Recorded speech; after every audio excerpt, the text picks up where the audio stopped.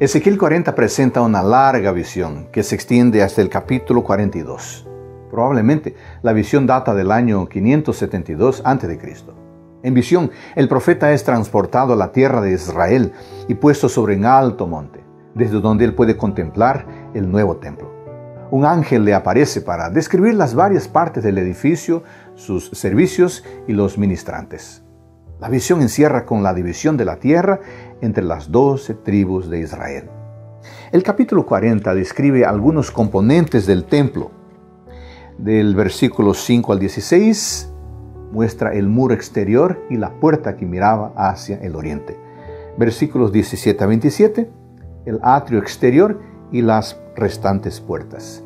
Versículos 28 a 47, el atrio interior y sus cámaras. Y versículos 48 y 49, el vestíbulo del templo. Hay preciosas lecciones que se pueden aprender en la lectura de hoy. Quiero destacar dos. El versículo 3 habla de medida.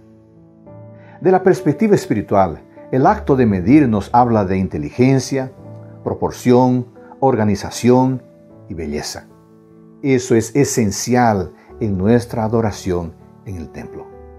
El versículo 44 habla de la presencia de cantantes en el templo. Los cantantes y la música son esenciales en la adoración a Dios, pero los cantantes y la música no deben ser el objeto de la adoración. Dios debe ser el propósito y el objetivo más importante de nuestra adoración.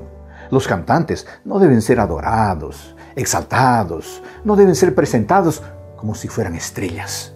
Cantantes son solo personas al servicio de la alabanza y del engrandecimiento de Dios. El templo de Ezequiel es grandioso porque es el lugar de encuentro con el gran Dios.